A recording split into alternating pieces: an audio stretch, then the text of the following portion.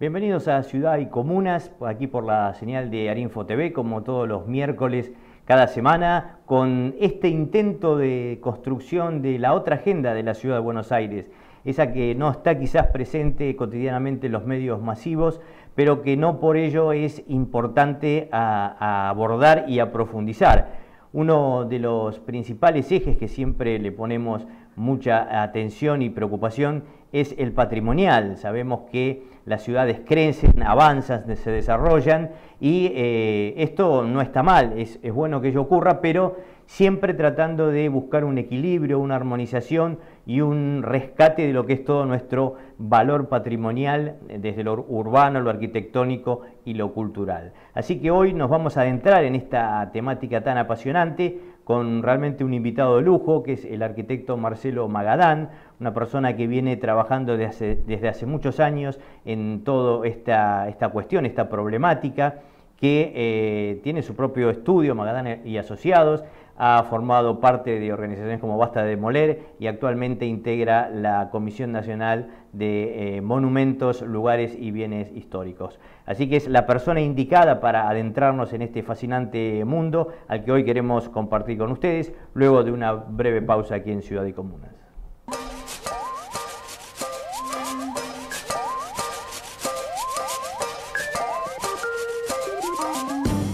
Antes de subirte a tu bici, revisa los frenos en ambas ruedas, neumáticos bien inflados, timbre o bocina, portaequipaje o canasto. Y las luces. Las delanteras deben ser blancas y las traseras rojas, reflectivos u ojos de gato. Y cuando haga falta, un buen mantenimiento. Tu bici tiene todo lo necesario para ser parte del tránsito.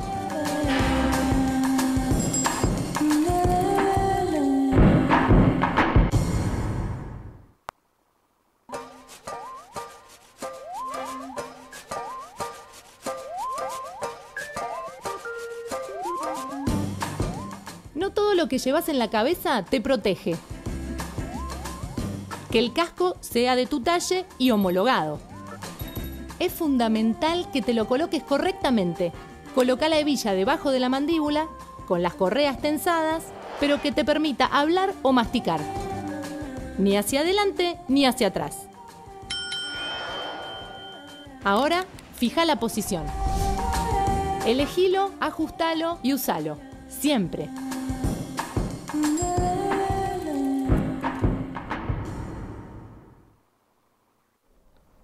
Volvemos en Ciudad y Comunas, como decíamos al comienzo, para abordar el tema del patrimonio, todo el valor que tiene nuestra querida Ciudad de Buenos Aires.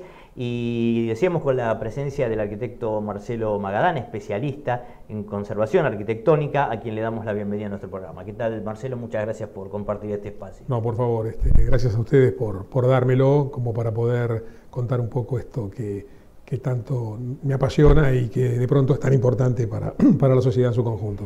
Así es, releyendo un poco algunos de tus trabajos y opiniones, encontramos una entrevista donde vos decías que el patrimonio es un recurso no renovable, ¿no? Que una vez que se pierde no se recupera más. Entonces, una de las cosas que nos interesa empezar a tratar es cómo se hace para conservar y resguardar lo que es el patrimonio histórico, urbano y cultural de una ciudad como la de Buenos Aires. Hay distintos niveles de acción, digamos, desde una cuestión mucho más general que tiene que ver con un marco de regulación en términos de normativa, leyes, ordenanzas, determinado tipo de acciones de gestión sobre ese patrimonio, hasta las intervenciones puntuales de recuperación que en términos generales se aplican cuando ese edificio, por poner un ejemplo, ese bien ha entrado en una situación de deterioro que requiere de una intervención. De cualquier manera, ya hace unos cuantos años que se viene trabajando sobre esta idea de, por un lado, la conservación preventiva, es decir, actuar antes, que siempre son acciones mucho más sencillas, mucho más económicas desde el punto de vista de la energía y de los recursos económicos que hay que aplicar en el caso de las intervenciones de restauración, y tratando también de generar no solamente regulaciones legales que impidan, por ejemplo, una demolición, sino aplicando mecanismos financieros y de gestión, ayudar a que ese patrimonio siga vivo, siga sirviendo a la sociedad y, en definitiva, resulte mucho más interesante para aquellos quienes digamos, tienen un interés económico, puramente económico, como para involucrarse en la conservación de ese patrimonio. Sí, porque, digamos, muchas veces se habla de que los marcos normativos, por ejemplo, que están vigentes, a veces no se cumplen y a veces no alcanzan, ¿no? Con tenerlos, y muchas veces, en lo que hace al tema del patrimonio de la Ciudad de Buenos Aires, con todo lo que eran los edificios anteriores a 1941, hubo una ley que iba y venía, o sea, como que nunca se terminó de resolver la cuestión de la preservación, ¿no? ¿Esto ha ocurrido así? De hecho es así, es decir, por un lado la legislación que está vigente, la de áreas de protección históricas en toda la ciudad, es una legislación que en algún sentido tiene ciertos mecanismos previstos que nunca se pusieron en práctica por falta de reglamentación. Uno de ellos, por ejemplo, es un fondo de recursos económicos que se conformaba, o en teoría debía haberse conformado, con una parte de los derechos de construcción que ingresan por las edificaciones nuevas a las arcas del gobierno de la ciudad, pero como eso no se reglamentó, nunca se dispuso de esos fondos. Estaban previstos también algunos mecanismos financieros que tampoco se aplicaron o que son de difícil aplicación. Entonces esto hace muy difícil el trabajo sobre aquellos bienes que ya están declarados. A su vez, lo que mencionabas vos, de 1941, que fue una ley que apareció como reacción a las protestas de distintos grupos vecinales por la destrucción de su patrimonio. Incluso en la justicia, ¿no? Sí, se llegó después de presentar varios amparos, se llegó finalmente a un amparo por el cual, bueno, había que fijar una fecha de corte. Hubiese sido mucho más interesante que, por ejemplo, hubiesen sido todo edificio que tiene más de 50 años, con lo cual automáticamente se va corriendo ese límite. Por una cuestión administrativa se decidió tomar la fecha de 1941, pero ahí empezamos a tener después otra falla, y en este caso también por la forma en que el órgano de aplicación aplica la ley. Esto tiene que ver con el hecho de que los controles que se llevan a cabo para determinar si un edificio puede ser catalogado o se autoriza su demolición son muy laxos. La forma de trabajo es de una liviandad absoluta, por lo cual la situación de un edificio se evalúa a partir de una fotografía de una fachada, es decir, no hay una revisión de los interiores, y hay además una peligrosísima confusión relacionada al hecho de que el deterioro se toma como un disvalor. Es decir, voy a tratar de explicarlo. Puede haber un edificio que pueda ser, es decir, en realidad en el campo de la conservación la valoración se hace por otras cosas. O sea, un edificio puede tener valor histórico porque haya ocurrido determinado hecho, puede tener un valor simbólico porque para la sociedad es importante por tal o cual razón, puede tener un valor arquitectónico o artístico por quien lo construyó, por el estilo, por el momento, porque es el primero de una época y demás. Y el deterioro no cuenta porque se supone justamente que la restauración es la disciplina que va a dar aquellas herramientas, de hecho las da y las tiene para poder recuperarlo. Entonces, la determinación de si un edificio es importante o no, para saber si hay que conservarlo o no, pasa por aquellos otros valores, no por el deterioro. Y en la ciudad no pasa eso. En la ciudad, si hay algo que tiene los demás valores pero está deteriorado, automáticamente es una razón más para sacarlo de la lista de protección. El criterio es un criterio realmente muy elemental y que va en contra de toda recomendación internacional en el campo de las acciones de conservación por esto. Porque si todo aquel edificio que está deteriorado o tiene cierto nivel de ruina debiera ser demolido, no tendríamos las misiones jesuíticas. Porque en definitiva las misiones jesuíticas son restos de edificios que están en ruina. Sin embargo, aún desde la ruina nos cuentan una historia y nos hablan de nuestro pasado, son un documento. Parte de la memoria. Exactamente. Entonces, Esto, que está como muy tirado de los pelos, hace que siempre el límite se corra del lado de la demolición.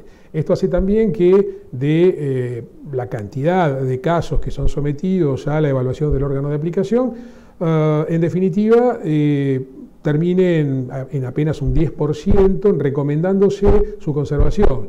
Y ahí recién se inicia toda una peregrinación de trámites que va por el lado del Ejecutivo, que tiene que ir a la legislatura, y que es la primera lectura y la segunda lectura, donde pueden aparecer una serie de inconvenientes en el medio que hagan que ese pedido de catalogación también se caiga. O sea que desde ese punto de vista estamos complicados con lo que ya está catalogado por la falta de una gestión clara de ese patrimonio por parte del Estado, y respecto a lo que habría que catalogar porque, insisto en esto, los mecanismos de evaluación y de regulación son excesivamente laxos. Claro, esto tiene que ver, o sea, la conservación del patrimonio evidentemente no puede disociarse de lo que es la voluntad política de un determinado gobierno, ¿no?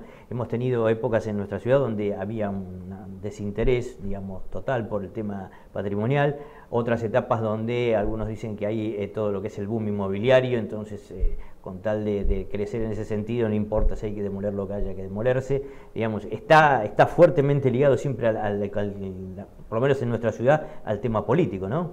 Absolutamente, y además porque se supone que desde la administración política de una ciudad, todos estos conflictos de alguna manera deben regularse, cosa que no está ocurriendo. O sea, lo que uno nota es, yo ya estoy empezando a cambiar el eje de la calificación de la cuestión del Estado ausente al Estado cómplice. En muchos aspectos, es decir, yo lo puedo ver tal vez con más claridad porque tengo las herramientas en lo que tiene que ver con el patrimonio, pero yo creo que a poco que uno ahonde en otros temas como la salud, la educación, estas cosas empiezan a pasar. Es decir, uno se empieza a dar cuenta que hay una grave falla en el Estado, en algunos casos por inoperancia, en otros casos por complicidad, que hace que las cosas vayan fluyendo, pero siempre van fluyendo en general para peor y no para mejor. Y hay una cosa que también es significativa. Hay otros países donde todavía se sigue hablando de la conservación del patrimonio o el progreso, cuando en la realidad a nivel mundial esto ya se zanjó hace muchísimo tiempo, porque se entendió también que justamente lo moderno, lo necesario y lo que tiene que ver con el futuro es la conservación, porque es lo que nos va a dar, a lo que decía recién, esta idea de memoria y esta idea de identidad que todos necesitamos para poder ubicarnos en nuestra realidad y en nuestro momento. Y lo que ocurre con esto es que en aquellos países donde las regulaciones son claras, en definitiva, el mercado inmobiliario y las empresas constructoras se terminan adaptando. Una cosa muy chistosa cuando desde las ONG se estaba tratando de salvar patrimonio, y es que la UOCRA, el sindicato de los obreros de la construcción, salieron a la calle a oponerse a la normativa de conservación. Y una cosa que no se dieron cuenta es que en las obras de restauración el uso de mano de obra es intensivo. El 80% del costo de una obra de restauración es mano de obra. Ninguna otra obra tiene esa proporción. Entonces, yo creo que son como conceptos que todavía faltan de difundirlos de suficiente manera como para que cada uno de esos actores lo tome. Y de hecho ya por suerte empieza a haber ejemplos de edificios intervenidos y recuperados donde se han podido conservar los elementos característicos, que esa es la idea, porque de ninguna manera se pretende que todo se convierta en un museo, sino que la idea es que siga funcionando, que se mantengan aquellos elementos característicos que hacen a la posibilidad de seguir identificando ese edificio como tal, y después sí, modernizándolo en términos de acondicionarlo para que la gente pueda vivir con los niveles de confort que se necesita, colocarle las instalaciones que se necesitan y demás.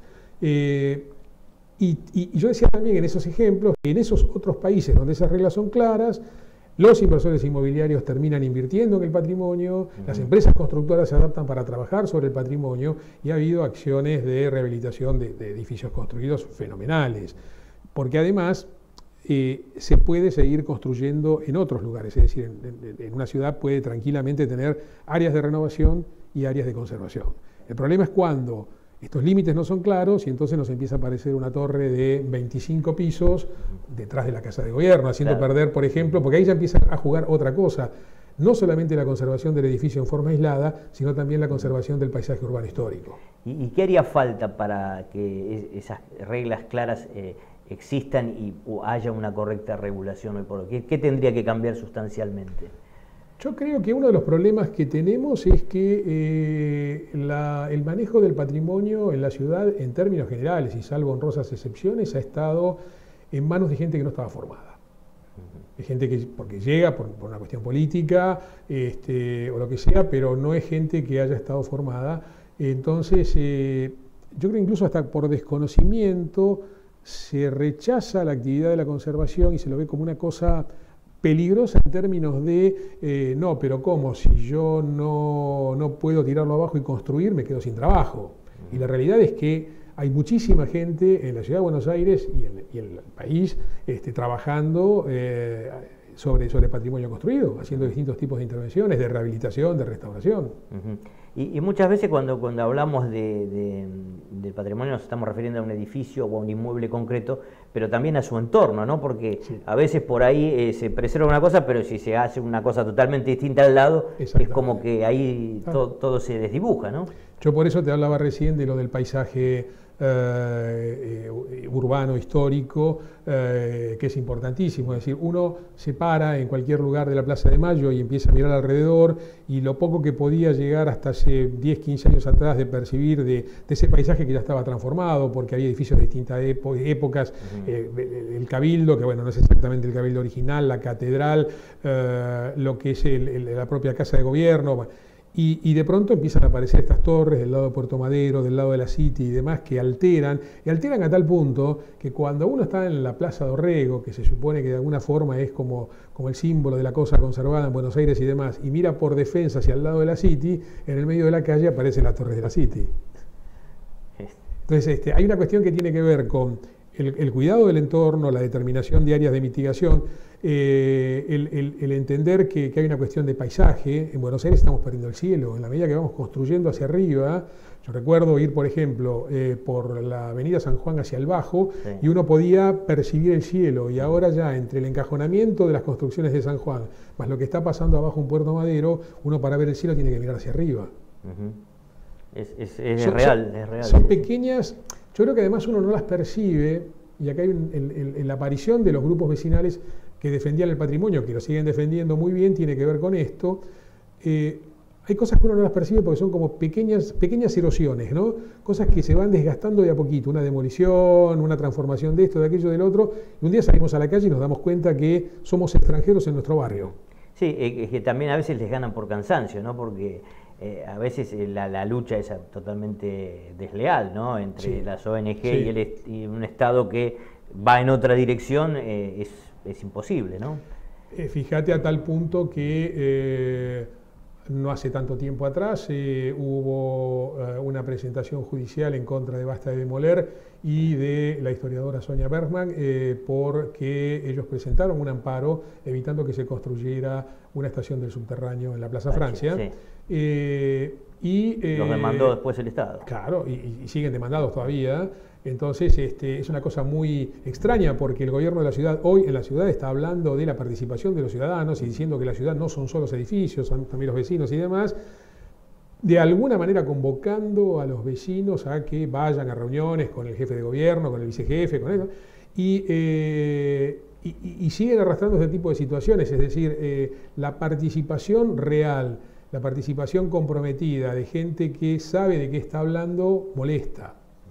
Entonces, gracias a la intervención de Basta de Demoler y de Sonia Bergman, ahí lo que se evitó fue que se destruyera una parte de la barranca, de la poca barranca histórica que queda de la ciudad. O sea, ahí hay una cuestión de memoria, que la ciudad, de esa barranca hacia abajo empezaba el río, los demás son terrenos ganados, era de las pocas barrancas que quedaban, y que además, originalmente, en la ley de aprobación de la línea, la estación de subterráneos no estaba aprobada para esa plaza, sino para la plaza enfrente.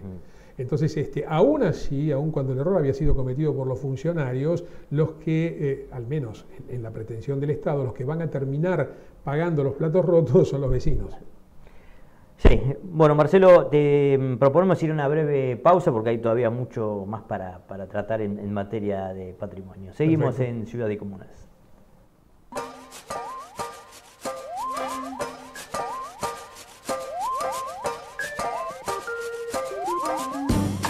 Lo transportado no debe superar las dimensiones de tu bici.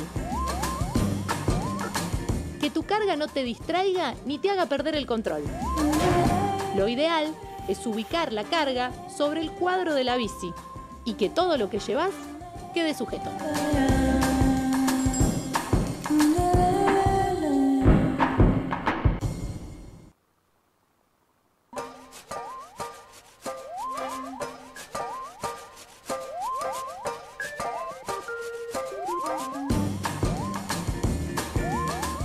La altura del asiento es fundamental para obtener el máximo rendimiento y comodidad.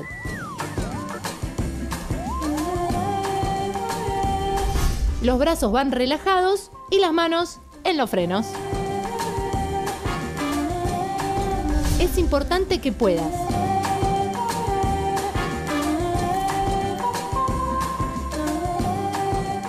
no anules tus oídos con auriculares. Drogas como el alcohol y algunos medicamentos afectan tu percepción. Evítalos al conducir.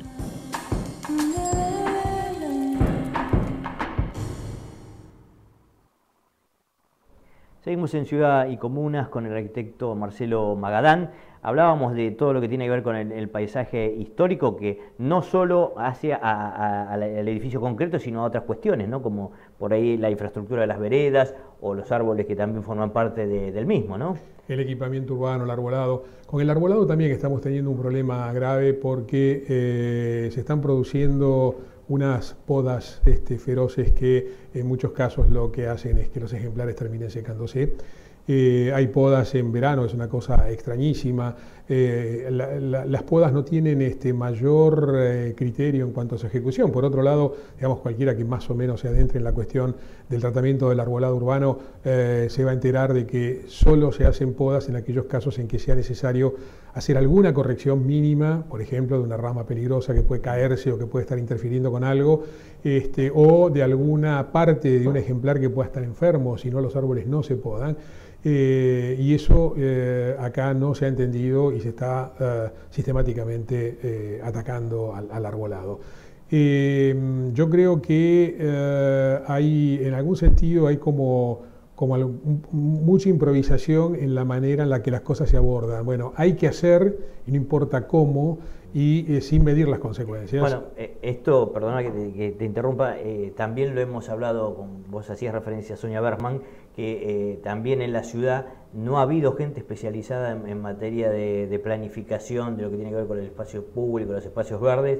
Generalmente también son ocupados por políticos y no por gente que esté formada también en la materia. Lo mismo que ocurre, como el caso decís vos, con el patrimonio, ¿no? Sí, uno de pronto se lleva sorpresas, como que a cargo de los espacios públicos se puede encontrar un contador y del mantenimiento urbano un licenciado en marketing, digamos, que en principio no tendría nada de malo si estuviera correctamente asesorado de gente y que además gente que tenga la fuerza suficiente como para poder decir las cosas que son necesarias decir, y del otro lado la capacidad de escucha del funcionario como para aceptarlas. Esto en general lo que uno nota es que no está pasando y se cometen errores graves,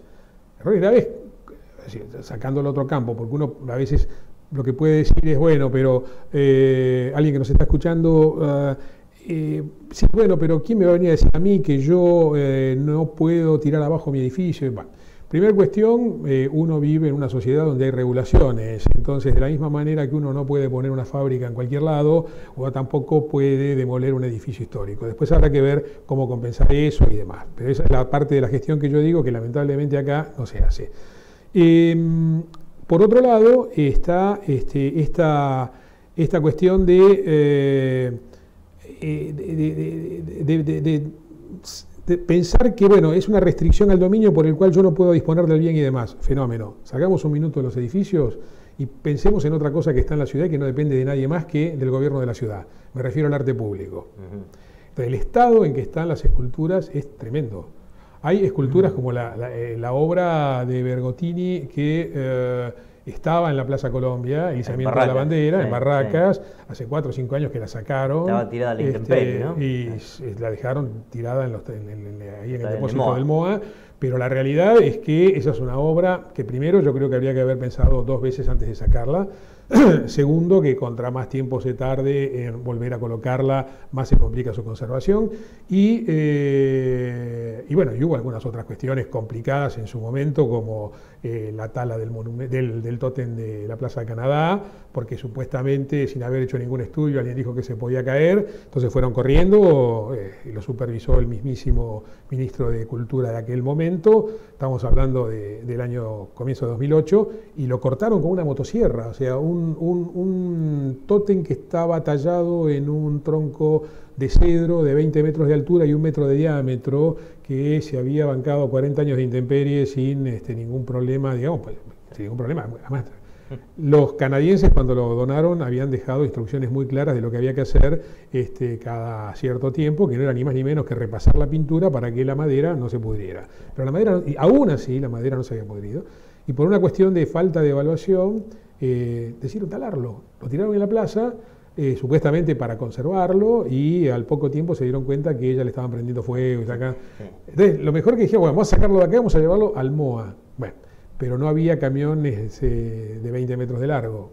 Entonces, ¿qué hicieron? Lo cortaron en 4 pedazos de 5 metros y lo cargaron arriba de un camión volcador, lo llevaron al MOA y en el MOA quedó allí pudriéndose. Perdón, supuestamente el MOA es un lugar especializado que... Pero es un lugar que no tiene los recursos necesarios. ¿Es que no tiene los recursos o no tiene la capacidad técnica para hacerlo? Yo creo que hay una cuestión seria de recursos de hace años y donde se le pide de pronto a la gente que dé respuestas rápidas y en algún sentido también marketineras, entonces hacen cosas como lo que hicieron, exactamente lo que hicieron el año pasado, que fue a una cantidad de obras fenomenales, únicas, pintarlas con cera y grafito, haciéndoles desaparecer la pátina original. Es decir, esto es no entender además de qué se trata esto del patrimonio, porque todo esto no hay que inventarlo, simplemente hay que leerlo, está trabajadísimo en muchos otros lugares del mundo y además los que trabajamos en conservación tenemos un código de ética y tenemos una serie de recomendaciones internacionales que nos orientan para ayudarnos justamente a tomar las decisiones más amigables y correctas de forma tal de evitar que con nuestro trabajo estemos dañando las obras. Sí, hay como una suerte de falta de respeto, ¿no? por nuestro patrimonio. Otro fue el caso emblemático, lo de la estatua de Colón, ¿no? También, que no había ninguna necesidad, digamos, ahí fue una decisión política, yo diría hasta un capricho, porque yo creo que nunca se terminó de entender bien de qué se trataba eso. De movida, no era un homenaje a Colón, era un homenaje a través de la figura de Colón que habían hecho los italianos que habían venido a la Argentina para el primer centenario, donándole ese monumento a la República Argentina, como los ingleses donaron la torre y los suizos donaron el monumento a la confraternidad suizo-argentina. O sea, una serie de acciones de donación de esas comunidades en agradecimiento al país. Y no se tuvieron para nada en cuenta. De ninguna manera. Y tampoco se tuvo en cuenta que se le iba a agregar destrucción con el desmonte, que no era necesario el desmonte. Después se armó todo una justificación, un teatro, porque en realidad fue eso, donde se trató de encontrar distintos motivos técnicos y demás para justificar que la realidad es que no había ningún motivo, salvo el político y una serie de personas y profesionales y demás alineados con esa decisión, llevando la cosa adelante y sin preocuparse demasiado por la conservación de la obra. Había cosas muy graciosas, como que alguna gente que hasta ese momento había estado teóricamente embanderados en la conservación y eran conservacionistas a ultranzas y demás, que cuando la presidenta toma esa decisión decidieron hacer la veña y se callaron la boca o salieron diciendo de que sí, no, Colón el genocida y no sé qué, no sé cuándo. Y yo creo que la cosa se tomó con una liviandad tremenda El gobierno de la ciudad en ese momento miró para otro lado y creo que todavía sigue mirando para otro lado. Es decir, me parece que Colón no debería haber salido de donde estaba. Su lugar es ese, porque además había sido pensado para ese lugar. No había ninguna razón. Absolutamente, no había ninguna razón de conservación para que eso fuera movido. Y bueno, y ahí tenemos un ejemplo de lo que puede llegar a ser una mala decisión, ¿no? Y una película que no terminó, Marcelo, porque sigue tirado por ahí por la Está costanera. En el espigón, sí, está en un espigón allí frente al aeroparque, sí, tal cual. Terrible, es un símbolo de la desidia, ¿no? De no valorar lo que es nuestra historia, nuestra memoria y nuestro patrimonio. Sí, tal cual. Yo creo que hay una cuestión complicada ahí también, y es que esto que debería ser analizado, esto de destruir patrimonio público con dinero público también es una forma de corrupción. Y a nivel, si tuviéramos que hacer un análisis comparativo con otros lugares, otros países, otras ciudades, ¿cómo se maneja el tema en esta materia? Yo creo que nosotros, hay problemas en otros lugares, digamos, para tomar países que nos pueden servir como referentes, que serían los de América Latina, porque obviamente nosotros no tenemos punto de comparación con lo que puede estar pasando en otros países como de Europa, el caso de Italia, o de Francia o Inglaterra, donde se trabaja con otro nivel de seriedad en esto y hay otros recursos económicos y técnicos y demás. Pero aún dentro del área, lo que uno ve que, si bien hay otros países que tienen problemas, uno nota que se trabaja con mayor seriedad o con mayor continuidad en el tema.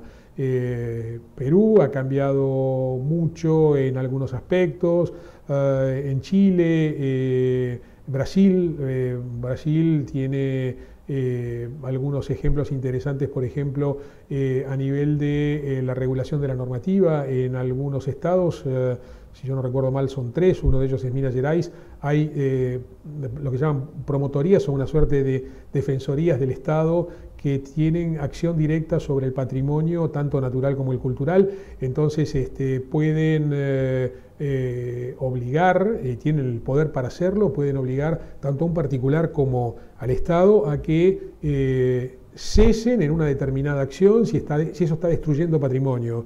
E incluso están habilitados a actuar ellos.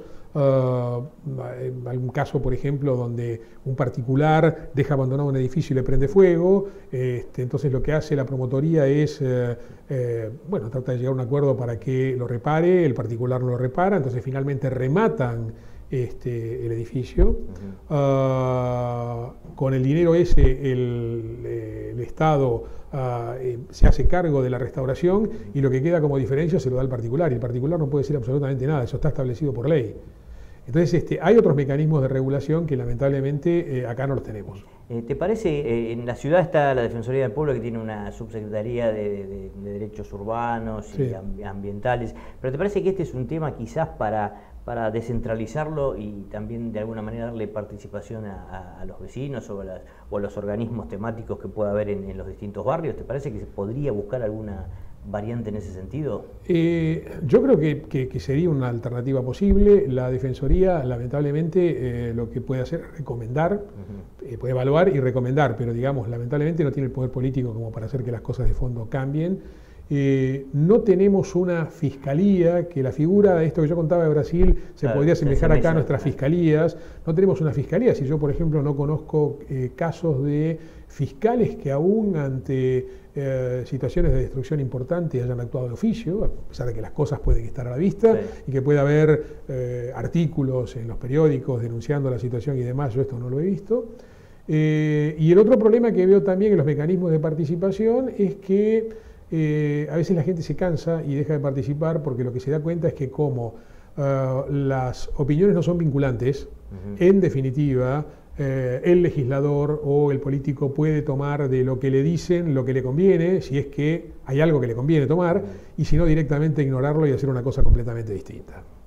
Bueno, lamentablemente se nos acaba el tiempo, Marcelo. Muy valiosa tu participación, te agradecemos mucho la presencia acá y seguramente más adelante volveremos a retomar un tema que creemos que es crucial para nuestra ciudad. Bueno, muchísimas gracias por darme este espacio.